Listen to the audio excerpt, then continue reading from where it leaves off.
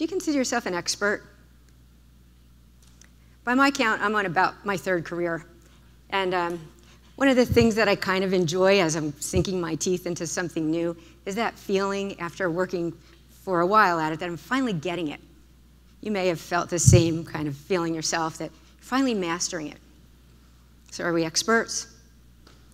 I've been thinking a lot about experts lately and kind of what's involved. And I think at the heart of it, it requires a deep understanding of the subject matter.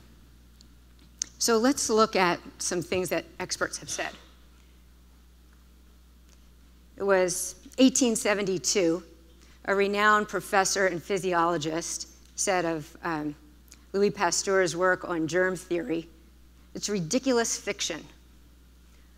So here's the cholera germ. 2007, Steve Ballmer, then CEO of Microsoft, said, there's no chance that the iPhone will get any significant market share. So here's market share of smartphones. Apple in 2007 was that little blue, and Microsoft was the purple. You can see how it played out. One of the most well-known of these kind of ridiculous predictions was probably in 1977 when Ken Olsen said, there's no reason for any individual to have a computer in his home.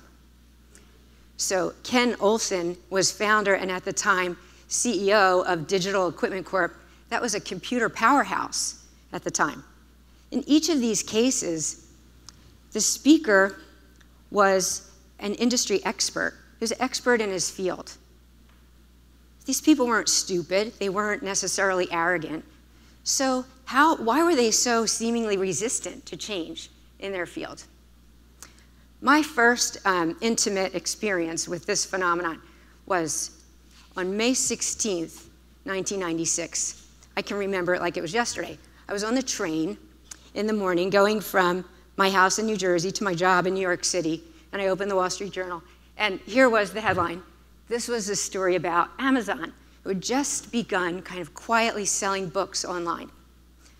Well, I was lucky to be a stock analyst. That was my perspective at that time. I was a junior analyst for a Wall Street investment bank, and that was a cool job. I got to talk to, smart people, innovators. So the group that I covered were emerging growth companies, companies that were on big growth trajectories.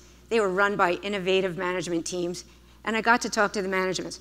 So in this case, I got to talk to the managements of the book retailer companies. Those were really high growth companies at the time. And I got to ask them what they felt about this obvious innovation. Here's what they said. I'm paraphrasing, but these people had spent a lot of time understanding people's relationships with books. And they felt very strongly, people loved books. People wanted to be around books. They wanted to touch books. And at that time, book buying had become entertainment. They were rolling out book megastores all over the country. So there I was a junior analyst, and I had to figure out who was going to be right. I was kind of straddling between the innovator and the incumbents, and I had to have an opinion. We had to do store visits and customer surveys and analyze business models. So that expression, time will tell. Well, the blue is Amazon. This is US, North American media sales. The middle there is Barnes & Noble, kind of a distant number 2, and Borders is now defunct. These are smart people. They were just the innovators a minute ago. Now they were the incumbents, they were like the experts who had just kind of missed this major change in their industry. Over and over in history, this has happened. The people weren't, there's kind of theories, I guess, that maybe they become complacent, or maybe they become arrogant, or maybe they're trying to maintain the status quo to protect their own self-interest. Really? Who among us would stick our head in the sand and just try to hide from an important improvement in our own industry where we spend all of our time? That seemed implausible to me. So I did a little more work on it. Some research came out of Harvard last summer by a fellow by the name of Kevin Boudreau and his colleagues, And they looked at the tendency for what I call insiders, seasoned subject matter experts, when they're evaluating a new project, to systematically rate it lower the closer it is to their own area of expertise. The closer, the lower. The researchers concluded that the experts can pick up on certain informational cues that the regular people among us just don't see. So they're able to assess kind of the why nots, if you will. If the pros and the cons of an idea were equally evident, then we probably wouldn't see this tendency to give lower ratings to things that are close to our fields. But it turns out that usually the pros of a new idea are pretty plain. Like many of us can appreciate, oh, that would be really great. That sounds like a great idea. But the experts are able to assess it and say, here are the issues with that. Here are the reasons why that won't work. Fascinating, because I think I'm about to see it again. So my current job, my current career, as Leanne mentioned, I offer custom clothing for women. You already know that my background is in finance. I have no particular expertise in measuring women or making clothing, but as a businesswoman myself, I thought there were kind of some issues out there for wardrobe for us. So here's how the industry looked when I was kind of thinking about this. Okay, the women will appreciate this. You used to be a size 10 maybe, and then you became a size 8, and now you're a 6. But your weight hasn't changed. The industry is using vanity sizing to help us feel better about ourselves. So actually, it's not helping us feel better, it's confusing us, because do you know there's now a size 00, and that's smaller than a 0? So it's not just size. I mean, shape is an issue too. So if you're not, a model shape, then the off-the-rack clothing is probably not working for you. And the custom clothing industry isn't doing much to help the situation. It's dominated by menswear companies. So any casual observer, anyone with no particular expertise of the why nots, would see an opportunity here. So about 4 years ago, I quit that stock analyst job that I had, and I decided I'd try to solve this problem for women. Early on in that pursuit, I went to a trade show and I stumbled across a company that was demonstrating a body scanner. Wow, I thought I had been thinking about my business model and how was I going to train people to go out to women in their offices and measure them. I mean, measuring a person for an outfit could take an hour. It takes long. And if you can imagine using a tape measure, there are some tricky parts. So I had been thinking through like how I was going to build a scalable business this way.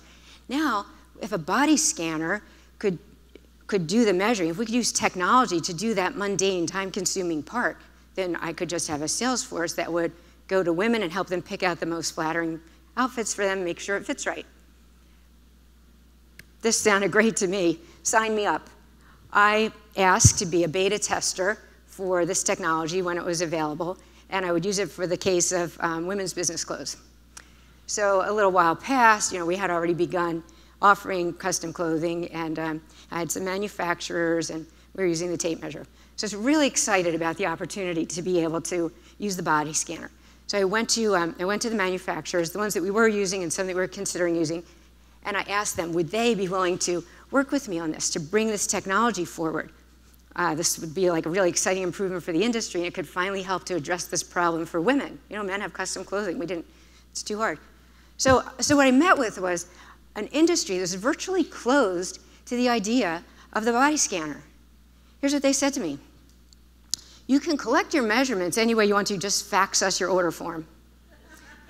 Or body scanning won't work, it's been tried before.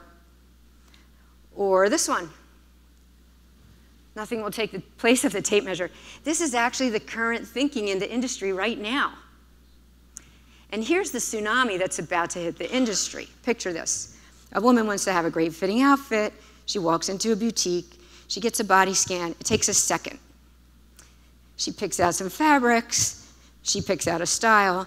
The data from the scan is matched up with her selections, and it's sent to a system. A pattern is made, and a virtual garment.